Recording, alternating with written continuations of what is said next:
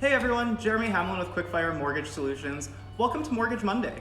I hope you all had a fantastic family day long weekend last weekend. I know I did. What about yourself, Brendon? I had an awesome family day weekend. That's awesome. Yeah, it was fantastic. Spent some time with the family. The weather's starting to get nice, thankfully.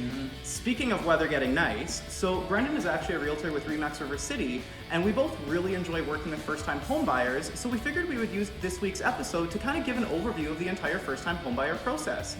Do you want to get us started, Brendon? Absolutely.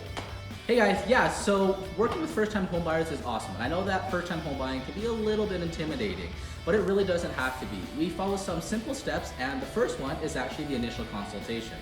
The initial consultation is what we like to use to set kind of a timeline and your expectations of what property you're looking for, maybe some things you want, some things you don't want, and it's also a great time to ask me some general questions about the whole process. After that, we like to go over and set you up on a search. Stuff like this can be, I'm looking for acreages, I want inside the city, I would like X, Y, Z. The advantage of working with a realtor is we can actually get you set up on a custom site that's going to help filter through all your wants and don't wants, and then it's going to give that to you in a nice, easy way so that you can go, yep, I like this one, or nope, I don't like that one. Before we do that though, there is a couple paperwork that we do have to go over. Such paperwork would include just the consumer relationship guide. You may or may not know there's actually two ways that we can work with you. One as a client, that's where we actually work together, and the other one as a customer, and that's more where I can provide you with information, but I may not have as much information for you as I would if you were one of my clients. So after the consumer relationship guide, the other main document is the buyer brokerage agreement.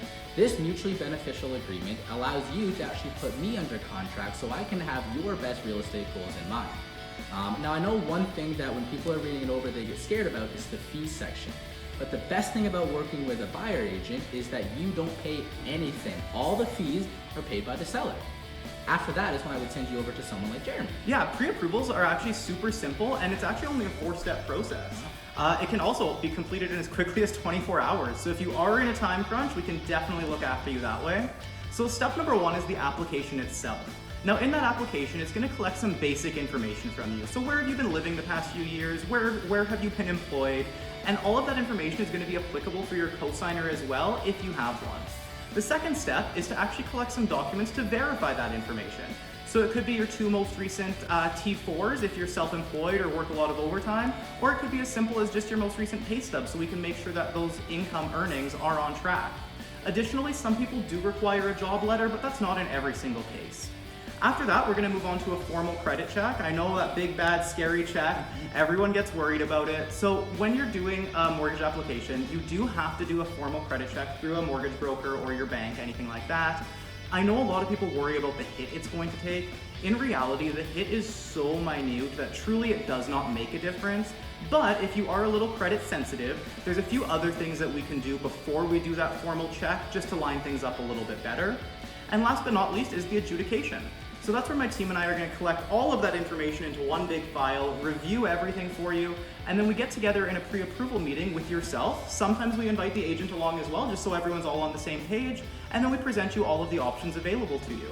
Now, the reason, and I'm sure Brendon can reinforce this, the reason a pre-approval is so important is if you go out house shopping before getting that done, you might fall in love with that $500,000 beautiful home, but unfortunately only get approved for $450,000. And Brendon, I'm sure you can mention the difference in houses that $50,000 can make. Yeah, absolutely. Pre-approval is huge, guys, because I've seen it time and time again where someone, like you said, will fall in love with a place, and it turns out, unfortunately, they're just not qualified to get that place, and now we have to start from the beginning again.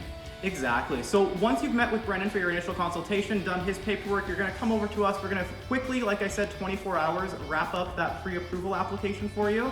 And then it's time to start house hunting. House hunting, the part that everyone loves and gets excited about. This is the part where we get to go drive around and actually see the houses in person. This part could take anywhere from as little as 1 day if we find you that perfect house, or it could take all the way up to 2 to 3 months. And in case you guys are wondering, what about that pre-approval I have, that amazing rate? I don't want it to go away in case I can't find that house right away. Fortunately, thanks to some of our amazing lenders, we can actually lock in that low rate for you for up to 120 days. Wow, yeah, that's awesome. So there's no rush and pressure of feeling like you have to buy that house. Maybe there's something wrong about it, or you just have to sleep on it, think about it type of thing. But when we do find you that perfect house, it could go a couple of ways, 1 of 3 ways. It can go decline, unfortunately. Maybe the seller's gonna counter, or hopefully it'll get accepted. And if it gets accepted, that's when we would pass you back over to Jeremy and he can wrap things up.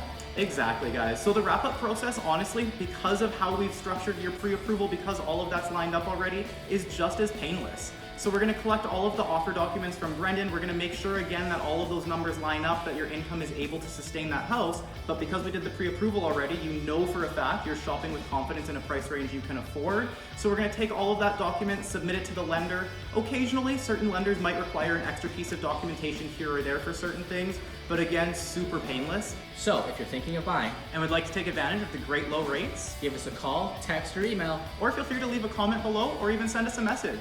I hope you guys really enjoyed the video, and we'll see you next week. See ya.